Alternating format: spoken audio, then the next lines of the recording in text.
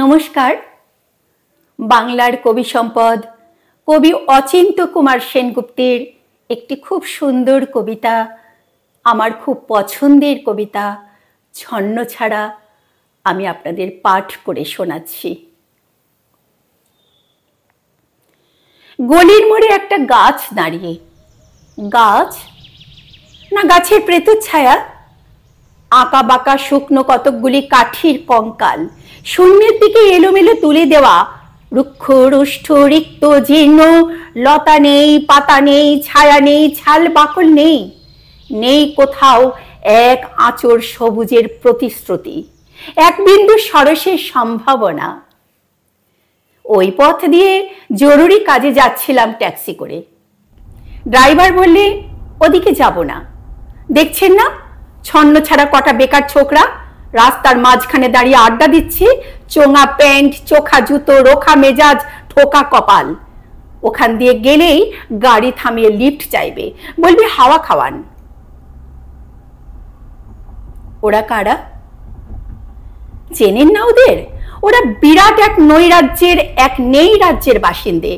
ওদের কিছু নেই, থিত নেই, ভীত নেই, রীতি নেই, নীতি নেই, আইন নেই, কানুন নেই, বিনয় নেই, ভদ্রতা নেই, শ্লীলতা নেই, শালীনতা নেই।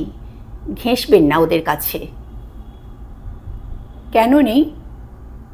ওরা যে নেই রাজ্যের বাসিন্দে, ওদের জন্য কলেজে সিট নেই, অফিসে চাকরি নেই, কারখানায় কাজ নেই, ট্রামে বাসে জায়গা নেই, খেলায় মেলায় টিকিট নেই, হাসপাতালে বেড নেই, বাড়িতে ঘর নেই, খেলবার মাঠ নেই, অনুসরণ করবার নেতা নেই, প্রেরণা জাগানো প্রেম নেই। ওদের প্রতি সম্ভাষণে কারুর দরদ নেই। ঘরের বাইরে উদাহরণ যা আছে তা ক্ষুধা হরণের, সুধা খরণের উদাহরণ নয়, তা সুধা হরণের, ক্ষুধা ভরণের উদাহরণ। শুধু নিজের কোলের দিকে ঝোল টানা।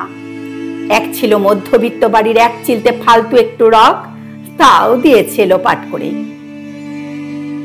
তাই এখন পথে এসে দাঁড়িয়েছে সড়কের মাঝখানে। কোত্থেকে আসছে সেই অতীতের স্মৃতি নেই, কোথায় দাঁড়িয়ে আছে সেই বর্তমানে গতি নেই, চলেছে নেই ভবিষ্যতের ঠিকানা। সে ছিন ক্ষেত, মণিহীন চোখ, চোখহীন মুখ, একটা স্ফুলিঙ্গহীন ভিজের বারুদের স্তূপ। আমি বললুম, না, ওখান দিয়েই যাব। ওখান দিয়ে আমার শর্টকাট। ওদের কাছাকাছি হতেই মুখ বাড়িয়ে জিজ্ঞেস করলুম, তোমাদের ট্যাক্সি লাগবে? লিফট চাই? আরে আরে, এই তো ট্যাক্সি, এই তো ট্যাক্সি, লে হালুয়া। সল্লাসে চেঁচিয়ে উঠল ছোকরারা, সিটি দিয়ে উঠল, পেয়ে গেছি পেয়ে গেছি, চল পানসে বেলঘড়িয়া। তিন তিনটে ছোকরা উঠে পড়ল ট্যাক্সিতে, একজন ড্রাইভারের পাশে, দুজন পিছনের সিটে। বললুম, কতদূর যাবে? এই কাছে, ওই দেখতে পাচ্ছেন না ভিড়? সিনেমা নয়, জলসা নয়, নয় কোনো ফিল্মি তারকার অভ্যর্থনা। একটা নিরীহ লোক গাড়ি চাপা পড়েছে, চাপা দিয়ে গাড়িটা উধাও। আমাদের দলের কয়েকজন গাড়িটার পিছে ধাওয়া করেছে, আমরা খালি ট্যাক্সি খুঁজছি। কে সে লোক? একটা বেওয়ারিশ ভিখারি, রক্তে মাংসে দলা পাকিয়ে গেছে। ওর কেউ নেই, কিচ্ছু নেই। সবার জন্য ফুটপাত আছে, তো মাথার উপরে ছাদ নেই। ভিক্ষার জন্য একটা পাত্র আছে, তো তার মধ্যে এক বিরাট ফুটো। রক্তে মাখামাখি সেই দলা পাকানো ভিখিরিকে ওরা পাঁজা কোলা করে ট্যাক্সির মধ্যে তুলে দিল। চেঁচিয়ে উঠল সমস্যারে, আনন্দে ঝঙ্কৃত হয়ে, প্রাণ আছে, প্রাণ আছে। রক্তের দাগ থেকে আমার ভব্যতাকে ও শালীনতাকে বাঁচাতে গিয়ে আমি নেমে পড়লাম তাড়াতাড়ি।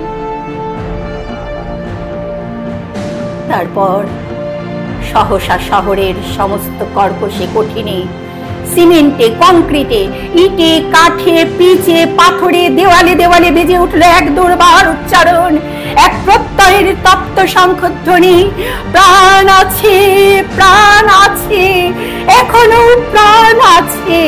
প্রাণ থাকলে স্থান আছে, মান আছে, সমস্ত বাধা নিষেধের বাইরেও আছে অস্তিত্বের অধিকার।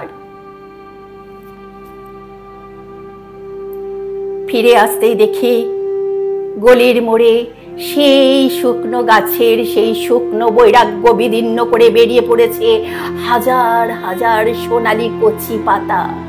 মর্মরিত হচ্ছে বাতাসে, দেখতে দেখতে গুচ্ছে গুচ্ছে উতলে উঠেছে ফুল, ঢেলে দিয়েছে বুকের সুগন্ধ।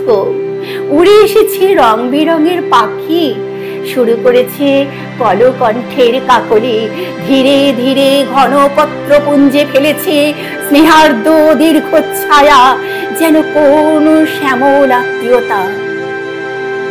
অবিশ্বাস্য চোখে চেয়ে দেখল কঠোরের প্রচ্ছন্নে মাধুর্যের বিস্তীর্ণ আয়োজন।